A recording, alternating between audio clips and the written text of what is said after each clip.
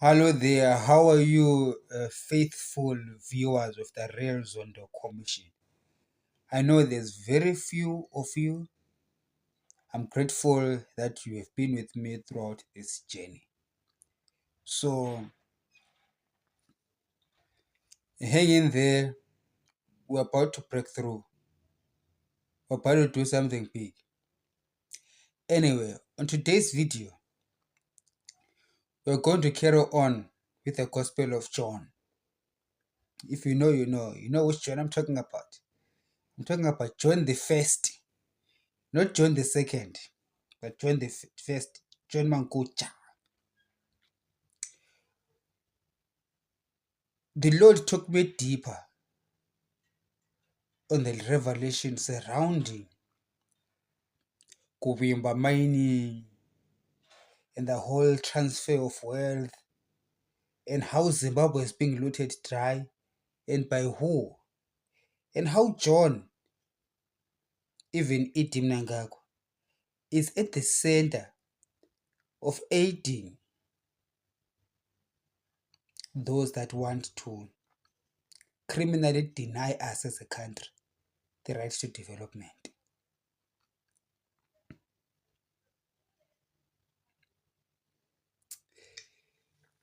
Be patient as I explain this thing. A Western based investigation team called the Sentry and another one called Open Secrets. They did their investigative journalism and came up with evidence that Takure is essentially siphoning money out of Zimbabwe through these entities. And they implicated John Mangudga and also Idi Mnangagwa. But they didn't touch them too much. But I did explain in my previous video how the Lord revealed to me how they are involved. In fact, the former Reserve Bank governor of Zimbabwe, John Mangudga, is at the center of it. Takwirei, we said, he's just a front for who? A front for John Mangudga, who was then the Reserve Bank of Zimbabwe. Now, there is a saying, somebody said this, I think some rich American 100 years ago said, give me the control of the central bank of a country. I don't care who the political leader is. I can't remember. I think it was JP Morgan. He said, give me the control of the financial system of the country. I don't care who's the president. Doesn't matter. Meaning to say, the central bank is more powerful than State House. State House is just state power. Yes, it can appoint a Reserve Bank governor. But the real issues, the real economic issues of the country are not decided at the State House. They're decided at the central bank. Because central bank is responsible for setting policy that determines the value of your money. Central bank can make a currency stronger if it wants to. And central bank can make a currency weaker if it wants to. Central bank can make you richer as a people if it wants to. Central bank can make you poor as a country if it wants to. The finance ministry cannot do that. The finance minister only deals with money that comes in and decides where it goes. And the State House, the Presidium, only makes laws on do not walk on the pavement or just walk on the pavement. Or whatever laws, do not throw papers on the streets. Or do not drink if you're under 18. All of those things. Laws and regulations. But they don't really affect your wealth. Whatever law of the country is there, you can work around it to create wealth for yourself. But the real impactful place for determining the wealth of a nation is the central bank. Hence, the central bank governor becomes at the center and the most important individual in the economic prospects of our country. God is taking me to John Mangudga because most of the economic problems that Zimbabwe faces grew as a result of John Mangudga as the Reserve Bank governor. He is a former Reserve Bank governor now. He left a year and a half ago. But before that, he was a governor for 10 years before that. I think I can't remember who was there before him. I know there was Gideon Gono, and then I think there was someone else again, and then John came. So God has been taking me to John, making me focus on John. Say, son, focus on John. Because John is the money guy. We're talking about the wealth of a country. I need you to be patient. I do not know how long this video is going to be. Anyway, people who listen to me must be patient and must be loving your country. I don't do YouTube shorts. That's why you won't find me on TikTok. I don't do 3 minutes things. I don't do microwave food. I have to cook the full meal. Then the Lord says to me, focus on John Mangudga. Why? Because he is the Reserve Bank governor. That is where the reserves of the country are. That is where the whole economy of the country. I need to make it clear to you. I think most of you perhaps listening to me are not economists. You don't understand how economics work. And then you keep on blaming ET. But the real wealth of a country is determined at the central bank. Even the United States itself is their federal open market committee that decides the fate of their economy.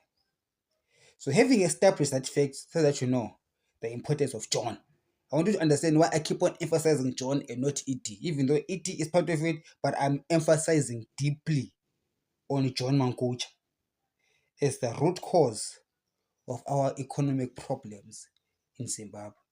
Even though he's no longer Reserve Bank governor now, but interestingly enough, they moved him to another very influential position, which keeps him managing the wealth of the nation. He is now the CEO and the guy who is running the sovereign wealth fund of the country, which is called Monomotapa. So it's the wealth fund of government, owned by government. So he still making financial decisions for the country. And of course, he still has tentacles inside the Reserve Bank. He has got levers of control in central bank and is friends with the president, meaning that in this whole scheme, him, John Mangudga, is able to control the central bank, even though it's no longer there, control the president as well. And he is the link. God says to me, son. Oh God. The Lord says he's going to shut the devil's lies today in the name of Jesus. The Lord says to me that, son, sienna iti, sienna takure, those are small fish. The guy with the direct line to the detractors of the country is no one else besides the former central bank governor, John Mangudga. He is the one who has got the line with the British. All right. So the British hand is still at it on Zimbabwe, on the nation of Zimbabwe. Don't be fooled. Britain is no longer industrialized as much as it used to be during the Industrial Revolution. Do you know where they are at now? They are at the financial revolution, whereby they don't send armies to invade countries. They send armies to your head. They invade your mind. And they choose the weak amongst you who will control your wealth. And they will use those weak amongst you to transfer the wealth of the whole nation back to Britain. And the best way to do that is to do it through your reserve bank ka bena. So I'm not saying that John is a bad guy. Don't get me wrong. I'm saying that he is the weakest link. If it was not John in that position, whoever was going to be governor, the British would have used that person. So it's not inherent that John is a bad guy, but it's just that he found himself in that position. And in that position, there is it's easy to be corrupted by foreign agents with nefarious foreign interests of siphoning the wealth of the whole nation and transferring it to a country that has largely deindustrialized but is now specializing in colonization via weapons of, of mass financial destruction. They are called financial weapons of mass destruction. The war that the United Kingdom is waging on Zimbabwe uses financial weapons of mass destruction, massive wealth destruction, massive wealth transfer and looting from Zimbabwe to Britain. And the key point, or the loophole, or the gap, the entry point to a nation's wealth is no longer sending the British Army or the British South African Company to invade the country and force Lobengula to put an eggs, sell the country for sugar. Isn't to say you guys say Lobengula sold the country for sugar? Well, John Mangudga sold the country for a gold coin. We're even now. We're now the same. 1-1. Here's the thing. What I'm trying to explain to you really is that Zimbabwe is being colonized. But the nature of the colonization is so sophisticated that whilst you still celebrate Independence Day on the 18th of October of April, you think you are independent. Well, perhaps you are. There's no British army in Zimbabwe. The army generals are Shona, Ndebele, Tonga, Zezuru, Karanga, and the president is Karanga. So you are independent. What are you crying for? But you don't understand what independence was trying to achieve. What the Chimurenga War was trying to achieve: economic freedom. It's not just freedom to vote. When the Liberation War heroes were fighting for one man, one vote, it wasn't like one man, one vote is the end thereof. No. One man, one vote is a means of creating a government that will create an environment that is conducive for economic prosperity of this given group of people that are waging that war against a given group of people that have been financially oppressing them. Of course, they're also politically oppressed, socially oppressed, whatever, but the one in front is financial oppression. So when you want freedom, you ultimately want financial freedom. That's what we are seeking. All right. Financial freedom. That's what Chimurenga is all about at the end of the day. It's financial freedom. So these tacit arrangements like Lancaster Agreement that give in a little bit and give you some political independence without an economic upliftment ends up leading to this leading to this disenfranchised war vets 2000 farm invasions. The farm invasions were actually a way of saying we are war vets, we want to war for financial freedom, but we're still broke, miserable, poor. So we see these guys, these white guys that were oppressing us, they still own the land And this government that we put, we thought that one man, one vote, we put a black government. The black government was going to transfer wealth to us. But the black government maintained policies that kept wealth in the hands of the whites. Because the black government, in part, was number one, unable to understand the game. I think I've done this video before when I said in the 80s, Robert Mugabe didn't understand the game that was being played on him. When we talk about things like ASAP and how the country was already in a debt trap in the early 80s, going towards ASAP, the destruction of the Zimbabwean industries in the 90s, I maintain that Robert Mugabe did not have the necessary economic understanding to handle the situation, nor did he understand that there was a warfare waged against the country. I don't think, in my view, the way I analyze him, Robert.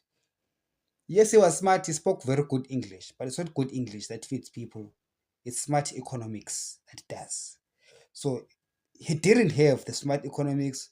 Perhaps he's also partly to blame because country of Zimbabwe has very brilliant people, but the president, because of the love for power, decided to get rid of educated people and bring in uneducated people so that he will be the best in the room. Of course, you'll be the best, you'll be the president, but you will lose out some of the key ingredients that was necessary to help your government to succeed and your people to succeed. You can succeed to be president for 35 years, but your country will be in misery. And the British don't care. They don't mind. The British don't mind that it is a billionaire and his children have got money. As long as the 16 other million Zimbabweans are in destitute. That is the end goal here. So they don't mind sacrificing a few blacks to belong to the bourgeoisie. The weakest amongst you will sell out. That is the ultimate selling out. Because the ultimate selling out is say we're going to wage an economic warfare against this group of people that is oppressing us. And then our leaders begin to join that group of people and begin to do exactly what those people are telling them to do against the rest of us. So that is the unfortunate situation in Zimbabwe that we're facing. That we had 1980, where we granted a mirage of an independence without economic without an economic upliftment with it. So we had the land invasions. After land invasion, then you get the onslaught, the attack from the global west on the economy. Because when you do land invasions, now you have invaded their space and their people that they put there, and you have got the opportunity now to grow agriculturally, and they don't like that. Put sanctions.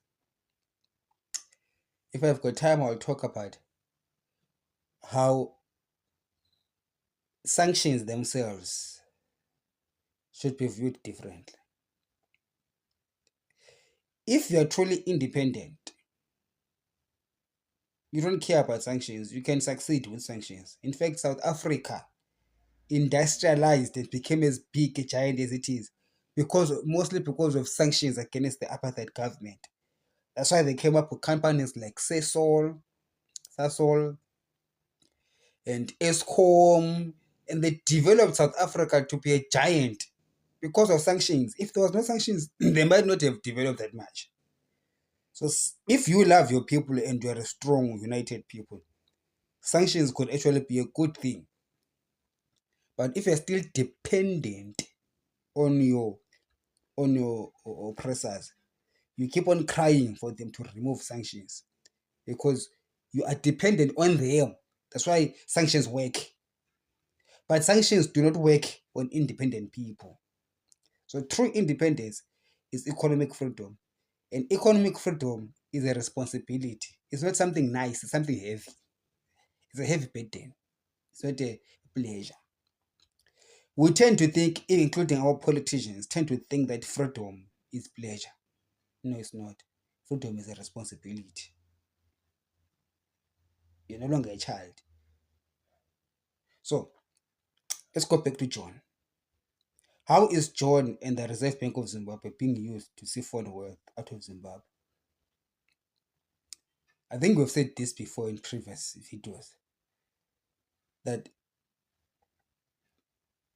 the crushing of the Zimbabwean dollar, be it ZIG, RTGS, Zim dollar, whatever name they give it, is the same thing anyway, just different names. The crushing of it is deliberate. It is a weapons. It is a financial weapon of mass destruction itself, because it destroys wealth. A plummeting currency destroys wealth, aggregate wealth of everyone. When I say everyone, I mean everyone. If the ZIG loses value, it doesn't gain value on ED. It loses value even on ED himself and his children and everyone else who is holding ZIG. But it translates as a gain to the other person on the other side of the trade who's holding US dollar or British pounds. Currency trading is a zero-sum game, meaning whatever gains you get from currency manipulation, they just represent a loss of someone else. You cannot both gain at the same time. So a warfare, a financial warfare that involves a debilitated currency crisis that never ends, is a never-ending warfare against a small country of Africa. And they, in the middle of it, they are using the central bank government, who will deliberately mismanage the currency because he has got kickbacks. There is something that they give him. There's some sweet things, sugar. Anditi moro kuti lobhengu latengesa nyika neshuga. Even John Mangudga atengesa nyika neshuga. They give him sugar. All this is destroying the value of the Zimbabwean dollar. He knows the right policies. He's a Reserve Bank governor. He's a decreed guy. He knows economics very well. He knows exactly what to do. Even there at the sovereign fund, he knows exactly the right things to do for the sovereign fund to grow and the Zimbabwe to be rich. He knows that. But arikutengesa nyika nechi eshuga. John Mangudga. He's not Lobengula's son. He's John Mangudga. Kokwenyu Koko. So don't keep on telling us that our people sold the country. You too. This one is selling the country now today. Is really listening to me. The sugar that is getting. When we were prophesying yesterday, that these British friends, that we were asking him, is it trustworthy? I was prophesying, it's not my word. When I prophesy, it's not my word, it's the Lord telling me. So I can speak authoritatively on what the Lord said to me. But of course, I can admit that you can't, because God didn't speak to you. He spoke to me, and I said to you what God said. So what they do is that John is the weak point. Just like Lobengula was the weak point. Lobengula, when he signs the right concession and he signs the mineral wealth of the country away, he didn't understand what he was doing precisely. Or what he wasn't told the full picture. And he was paid cents on the dollar. Same with John Mangudga. He, even though he's with the PhD, he also doesn't fully understand what he is doing when he is using this Guvimba mining, transferring 1.6 billion to Fimpi resources that they're going to bank overseas in the Cayman Islands or in Western financial hidden secret zones. Do you know that it's Britain that came up with all these secret islands where they hide the stash stolen cash? That stolen money is not only stolen from Britain, it's stolen from all over the world, including Africa, including Zimbabwe. Don't be lied to. We're still under oppression, repression, financial repression, state sponsored financial repression, state-sponsored repression of another state. So even Zimbabwe as a state is being repressed by another state. I know we always talk about the state of Zimbabwe oppressing the people. I'm talking about another state running the world, oppressing the state of Zimbabwe. That's what's happening. It's a state oppression of another state using these financial weapons of mass destruction and using Reserve Bank cover through currency manipulation, amongst many other things like predatory lending. By the way, this 1.6 billion actually it came from a $3 billion loan facility. I don't know where the money came from. Is it from the IMF or somewhere? That $3 million, 1.9 was given to the sovereign fund and 900 million to the Reserve Bank. Of the 1.9 billion that the sovereign fund received, they took 1.6 billion and gave it to Takure, ED, and John, so that they can put it in Fimbi resources. And they will bank it there in those secret jurisdictions that are run by the British. Here's that funny thing. Even if ED has got 5 billion stashed in a British controlled secret jurisdiction, do you know that he will never eat that money? He will just be shown a paper that we've got 5 billion. In the meanwhile, that 5 billion is working there, it is doing stuff, it is building things in UK, USA, Europe, while these Zimbabweans are languishing in poverty. But the president, Anemar. But you're not going to eat that money, you are just shown a paper with that meaningless figures. That mean nothing for your people. Actually, it means that your people are impoverished. Because if that 5 billion was invested in Zimbabwe, it could still be yours. But at least you'll be seeing roads, schools built. But because they've been captured, even our own state actors have been captured and they've been put in a tight corner whereby they are led to commit crime. And once they've committed crime, they are investigated by the other arm of the octopus. Essentially what I'm saying, I take the investigations of the Sentry and open its secrets with a pinch of salt. While their investigations are real, perhaps even the journalists themselves are well-meaning. They don't even know what they're doing. They're doing it because they think they're helping Zimbabweans, it's all the stuff. But they do not know that above them, a layer above them, is a part of an octopus system, which on one hand allows Takure and ED and John to do all those evil things, stealing money from the people. And then on the other hand of the octopus brings investigative journalists who condemn them. Then there's another hand that is a judgment. Say, by the way, you are condemned, therefore we'll put sanctions on you. But boss, you are the one who taught me this scheme. How can you punish me for doing something that you yourself taught me to do? You told me, you assured me that I should trust you. You assured me that this transaction that we're doing is safe. But then these people that are investigating me, I've come to realize that they are also part of your network.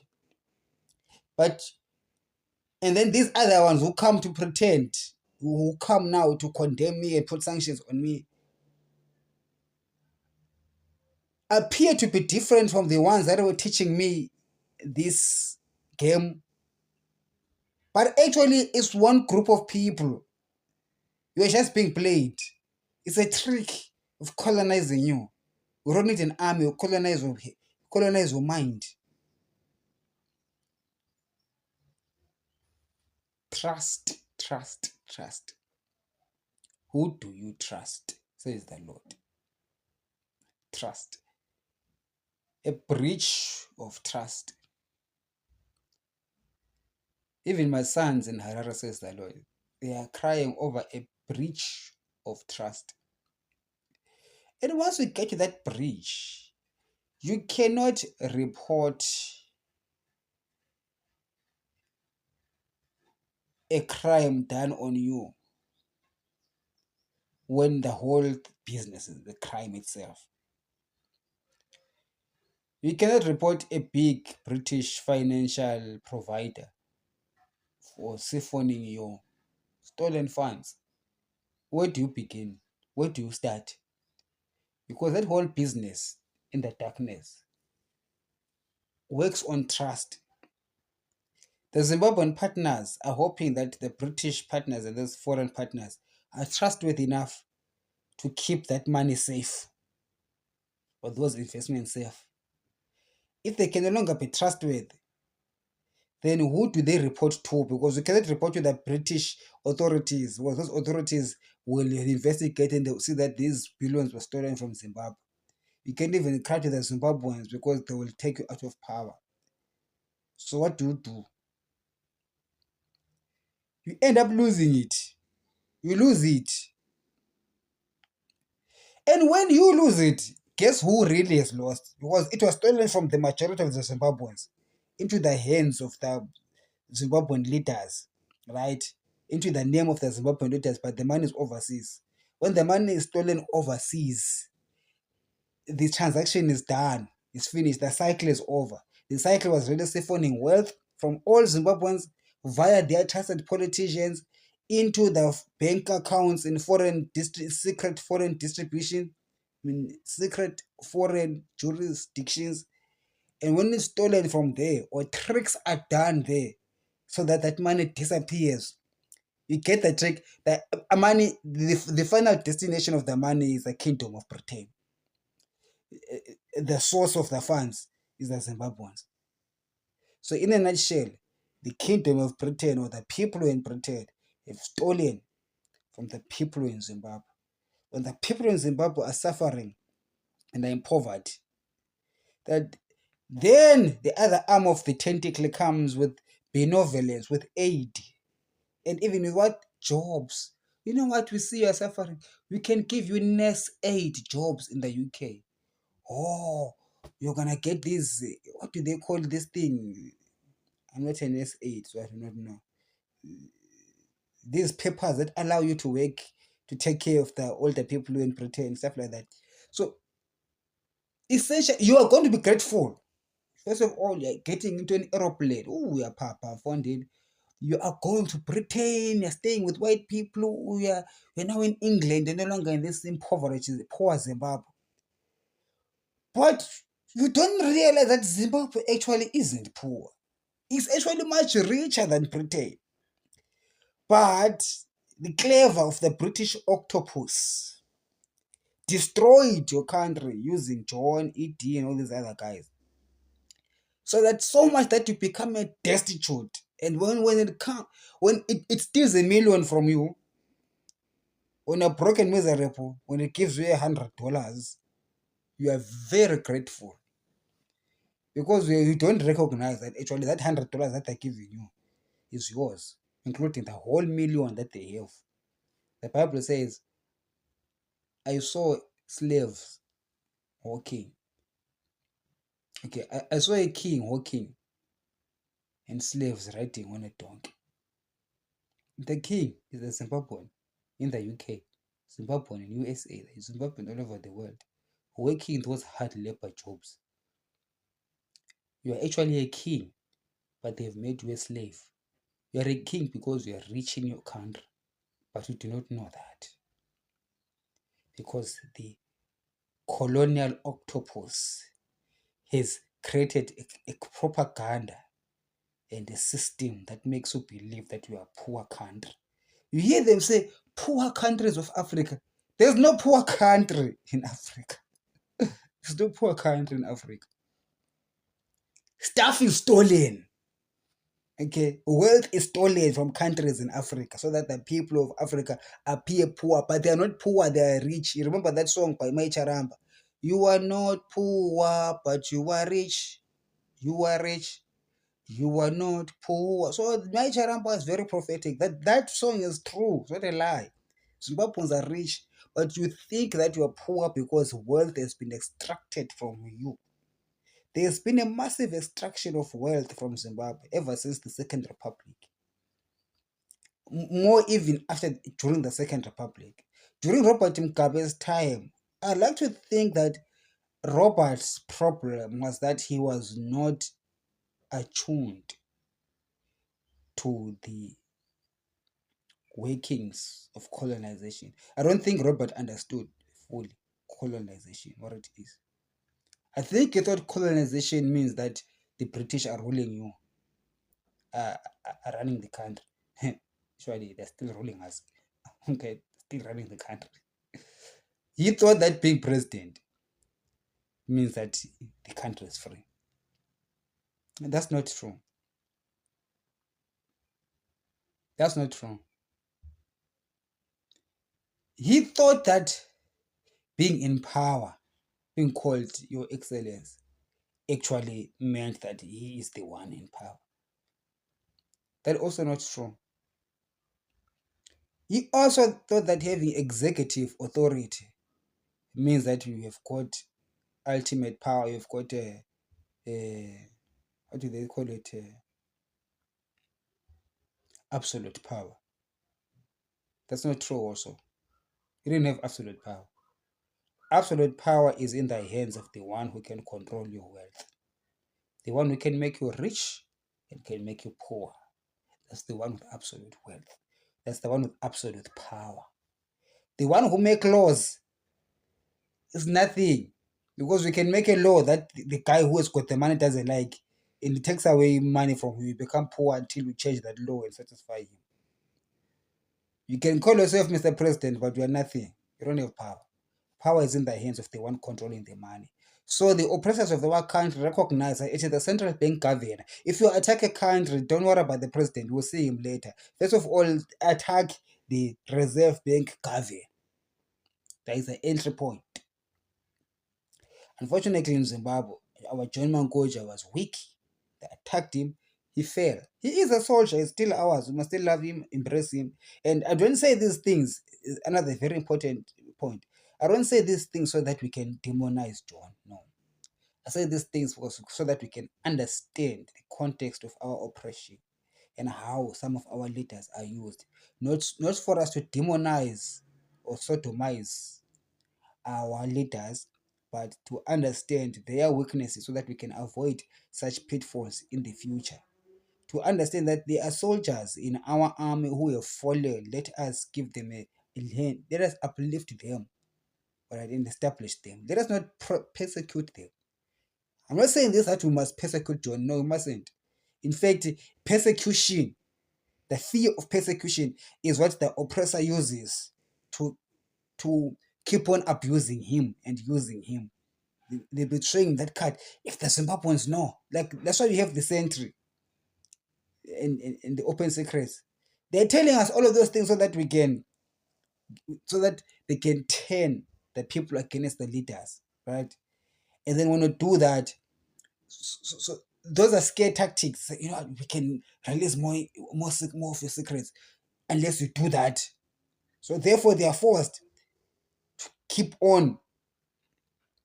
the country trapped in poverty because they are afraid of being exposed. So here's the trick: if your leader is exposed, even if I don't care, they're exposed, they stole millions, billions, whatever. Here's the thing: I'm not gonna fall for the trick of the octopus. I know that they were wrong. I know they were wrong. They fell for the crime and did that deed. But I am not going to be retributive towards them because I understand that is exactly what the oppressor wants, and that's what the oppressor uses against them, so that they keep on doing the bidding of the oppressor. Even though at some particular point in their lives, they are Zimbabweans, they also want to see roads that are okay to their own rural homes. They also want to see their relatives fed with health as well. but they get stuck in this place between a rock and a hard place. And if the British is the rock, let us be the soft space, not a hard place. Let's provide a soft landing for our foreign heroes in the Zimbabwe military and the Zimbabwe politics, and especially John, our Reserve Bank governor. Let's be the ones who bring that little soft landing so that they'll be out of this rock, which is the British Empire, that has always and ever been waging a war against our people, impoverishing our people so that our people can be used as slaves in Western capitals. Slavery has not stopped, it has just morphed into something different. It is now a job, an opportunity, a great opportunity to get out of poor Africa. That's how it is sold to us. And we buy into it, we feed in it, and we celebrate it. But I say to you, my people, it is a lie. We are not poor, but we are rich. We are not poor, but we are rich. You are the messenger of the mighty God. You are rich. You are not poor. So let us come back and build our country. Let us do the right thing. Let us first believe we are rich. Let us own the means of our resources. Let us control our finances. You see, China has got this law. It's difficult for Chinese citizens to take money out of China. We call it externalization. It's difficult to externalize in China because they understand the value of keeping the money within the borders of a territory. That's where there lies the economic growth. I've said it before that I don't care if someone steals 2 billion from government. As long as that 2 billion is used to buy bread, ice cream, houses, things in the country, at least that 2 billion is still circulating within the closed economy, then we're good to go. But the oppressors understand that. They make sure that when you take the 2 billion, you also take it out of circulation within the system. Kana vanhu vachiti kuZimbabwe hakuna mari. What do they mean? KuZimbabwe hakuna mari means that there is no money in circulation in Zimbabwe. So this money circulation is in Britain. When you say Britain kune mari, it means all the money that was supposed to be circulating in these poor countries was snatched from these poor countries to circulate in Britain. But even as it circulates in Britain, the first preference for receiving that money is the British citizens. Even in USA, US citizens. Even in South Africa as well, which is also a minor tentacle in the region. They will say put South Africans first. Right? So you become a foreign. But the money taken from your country is freely used by the people in that host country. But you, as a foreigner in that country, you don't have rights. But your money has got all the rights to be used everywhere, by everyone, by them. But you are told, no. This thing is only for British citizens. Here in South Africa, they've got things like this is only for South Africans. No. You are foreigners. These jobs are not for you. Or that, that is not for you. But your money they take. Do you understand the trick now of the octopus, the modern day colonialism? Is all of these tentacles, they've got one head. All right. The one that teaches you financial crime, the one that investigates financial crime, the one that comes to prosecute financial crime, including things like sanctions, and all of it is coming from one head. All those legs of the octopus are doing different jobs, and sometimes they seem to be opposing each other, but they are really not. Have you noticed that when the centric many of these investigative journalists, even Al Jazeera, when they did the gold mafia scandal, if you recognize that every time the blame is always put on the black guys, they're the corrupt ones. But they never reveal the corrupt British politicians or the corrupt American politicians. No. or the corrupt American and British bankers. No, they will only reveal the corrupt black leaders, whether in finance or in politics. If they were to belittle someone in Britain, it would be someone small. It would be a small fish, some trader who work for HSBC is responsible for a 2 billion whatever. What. Same with Mozambique tuna bonds, MTP1 scandal in Malaysia. When they blame white people in those countries, it will be a small guy who will take the fault, but no big guy. But I know big guys are involved. But when they come to Africa, it is the big guys, it is the president who is attacked. It is the Reserve Bank governor. So as to paint a picture that these guys that lead you are clueless, they do not know what they do, so that they can debilitate or erode your trust in your governance systems. Once you no longer trust your governance systems, it becomes a slippery slip down the slope to pariah state, and you surrender. You surrender to their economic ideology, economic ideas, or their economic zone, which is their country. You go there and become a foreigner. And then you are subjected to rules and regulations that make you really live like a second-class citizen. And you are fine with it because you know it's not your country. But you do not know that the wealth of that country was taken from your country, from you, from your people, through schemes and skills that these skilled people use. But because you never understood them, so you begin to accept your fate. Then God sends Maicharamba. You are not poor, but you are rich. You are rich. You are not poor. You are a messenger of the mighty God. You are a messenger of the mighty God. Africa, Africa, Africa, Africa, Africa, Africa. You are not poor, but you are rich. You are rich. You are not poor. You are a messenger of the mighty God. You are rich. You are not poor. Africa, Africa, Africa, Africa, Africa, Africa. Everyone, these people have done it all over Africa. So Africa is still under bondage.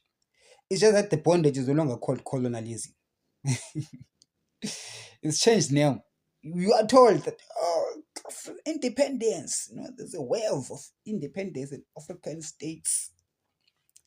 Then you buy into that semi-lie. It's a semi-lie because partly it's true.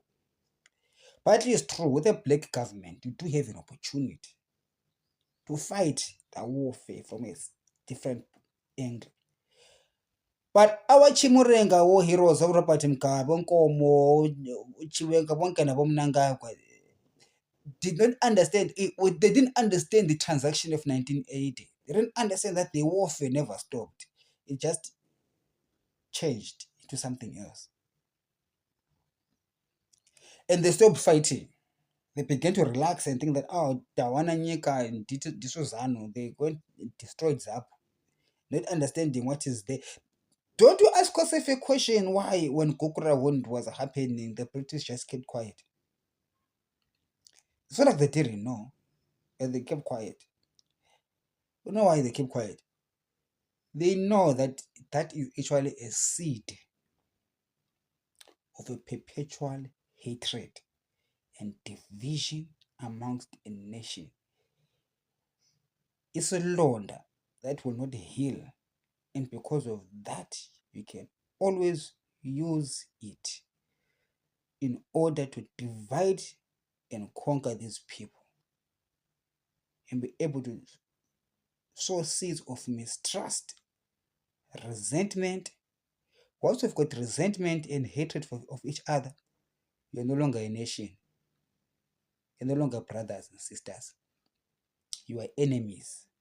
Once we're enemies, we are busy fighting each other what is the enemy is looting from you. And you are not busy focusing on the enemy because they're busy here at each other's throats. So Gokraund did its purpose.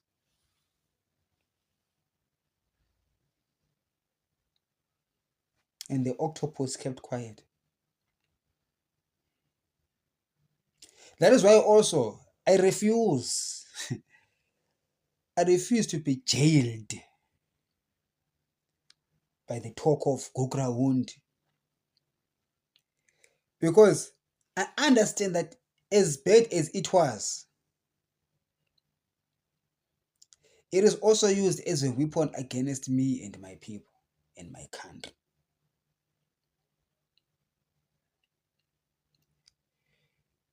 We need to forgive those that were involved in it, because not forgiving them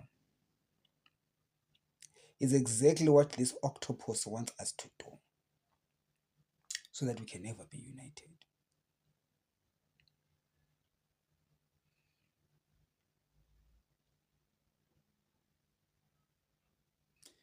Because once we are united and we love each other and we're working to help each other, nobody can stop you. Even God will have to send an angel to stop you. You know the Tower of Babel? The people in the Tower of Babel were so united. They built a very high tower. And God said, no, if I leave these people like this, they will end up getting to heaven. So an angel came and made them divided and speak different languages. To speak different languages, it means that we are not of the same mind. You are the MTCA, MTCT, MTC Chamis, MTC Chakuti, MTC Ntontoni, Zanu PF, Zanu Ntonka, Zanu, Zapu, PF Zapu, whatever. You are not of the same mind. You have got no center. Therefore, you can no longer build your tower. So the enemy attacks you by giving you different languages. As he can make that, he succeeds. So we need to have the same language. So I refuse to be bogged down by things like Gokraund and things like our politicians are corrupt. So I know PF is corrupt, so we must never work with them. We must never work with those people. I mean, the Bible says, for all have sinned and therefore fall short of the glory of God. If your motto in life is to never work with somebody who was involved in a crime or someone who did something wrong, then just go bury your head under the sand. Because that person that you're looking for is Jesus. He's not here. Okay. We need to build a nation working together. We need to have a center that we all pull towards.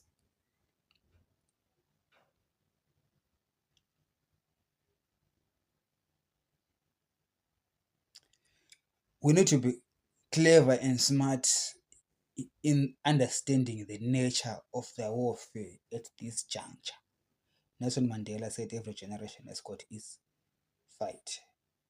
And this generation has got this fight that we are currently dealing with.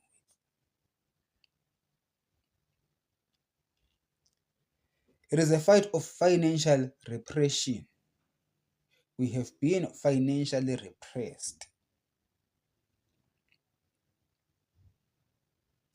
The agenda is to keep you thinking that you are an independent country. You are black people voting for a black government.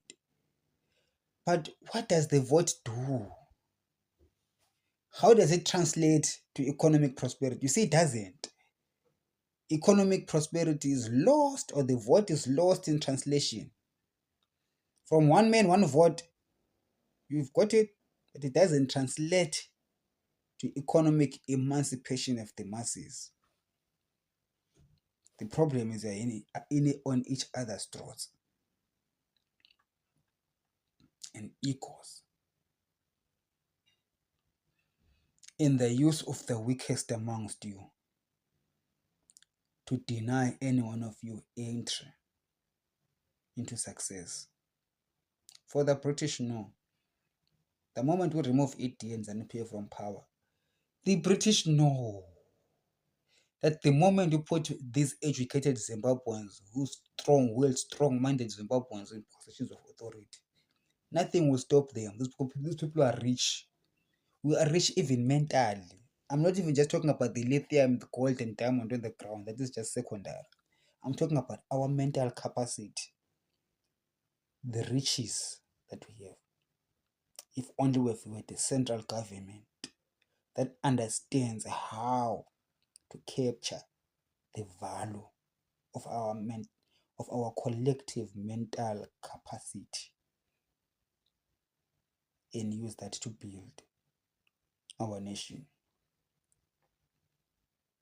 So the British know that, and they will do anything, including US sanctions, Magnitsky, McDonald's, so that you never get to that place of togetherness. You can be skilled, but they rather have you use their skills there in Liverpool, Montreal. And when they use your skill, they will make sure that their people will claim your input. They won't honor you for the work that you did. They will give you peanuts and they will pretend that it's always done by some white guy somewhere in USA or wherever. Stolen valor, stolen glory. Your glory is stolen. Glory as a country is stolen. Glory as an individual is stolen.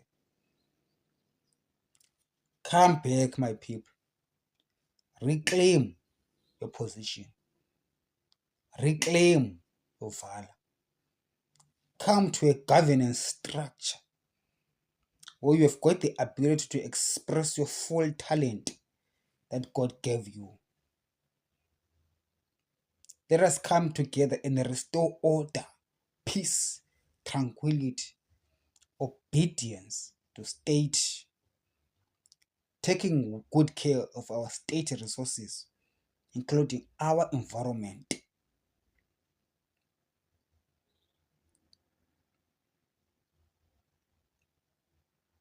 With an attitude of love and forgiveness, understanding the virtues of forgiveness.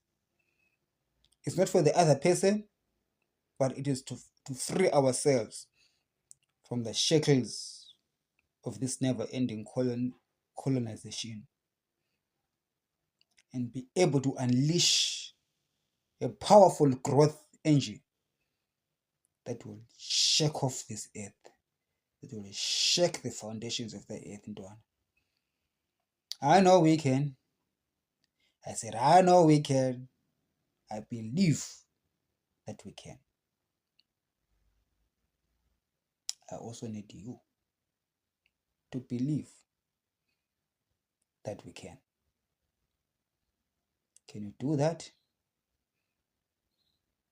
Can you do just that? Believe. Yes, we can. All right. We can forgive. We can let live. No more killings. No more Itai Zamara killings. Blessing killings.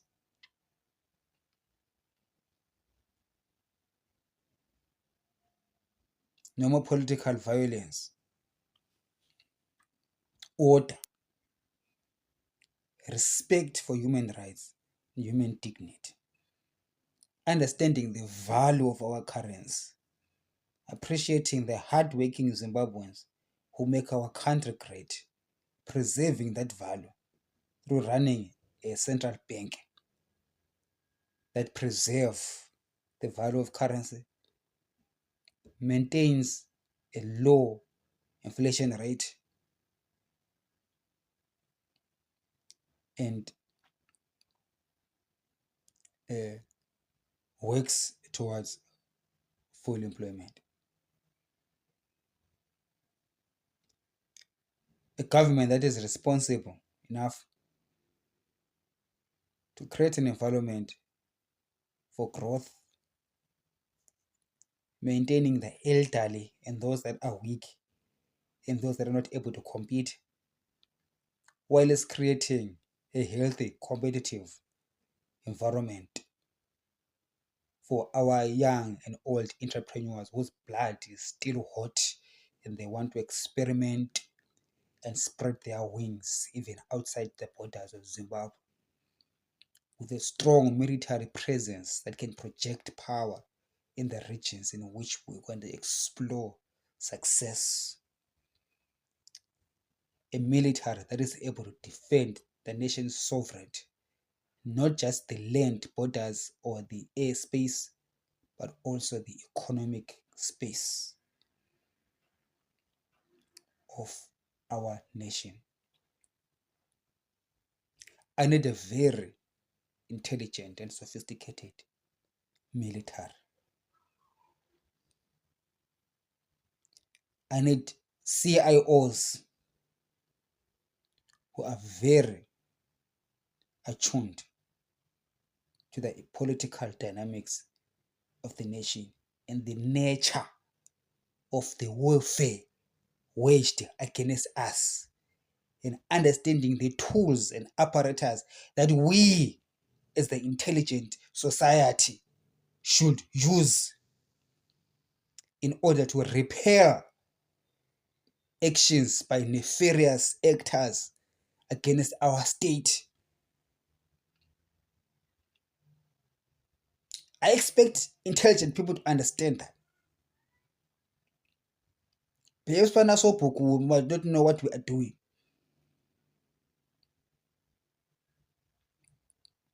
Perhaps we don't know what we are doing. But I expect intelligence officers wearing suits and ties to understand the nature of the octopus. It has got multiple tentacles, and you do not fight it from one angle alone. You fight it from all angles. You must also be able to be a chameleon.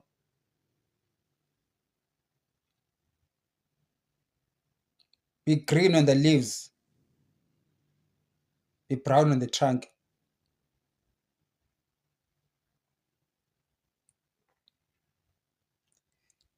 Ability to decipher, good judgment, who is your enemy and who's your friend.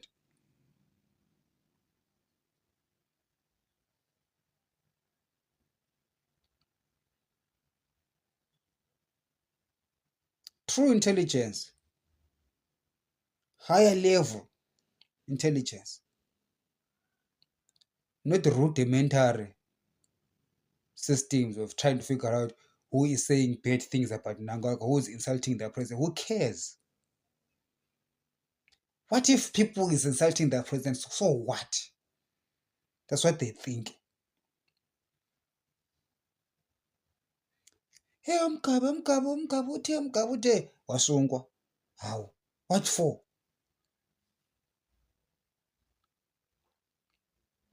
That's what the person thinks.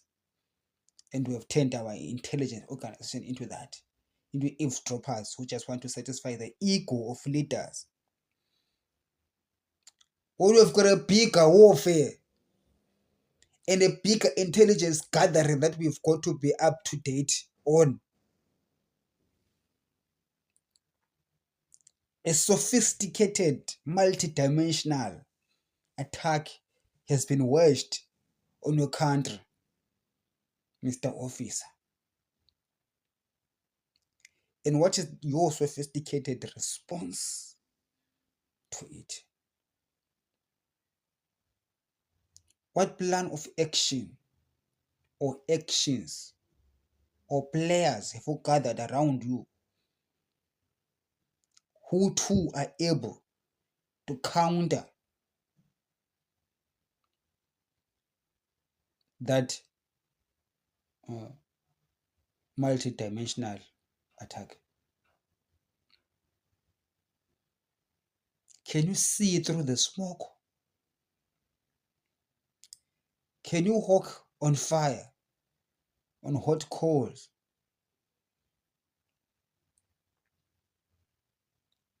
Can you fly through the clouds? Do you have an internal radar?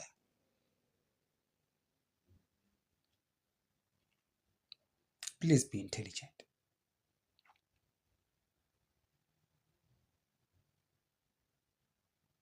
Please be wise, soldier.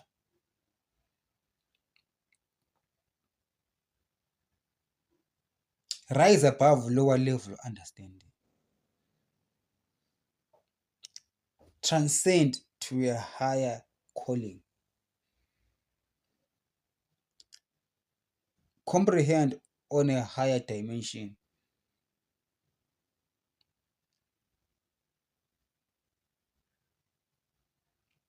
And never stop searching for answers. Never stop searching for opportunities. For threats, never stop coming at you. After the victory, you prepare for the next battle. A little sleep, a little closing of the eyes, there shall poverty come like an armed man. You want like a fortified arm. We need resistance. Revolutionary resistance is not only limited to the people on the ground who feel oppressed by the government. Revolutionary resistance includes state actors who understand or who are growing into the understanding of the nature of the oppressor. I'm going to stop here so that you can spend the whole day thinking about it. God bless Zimbabwe.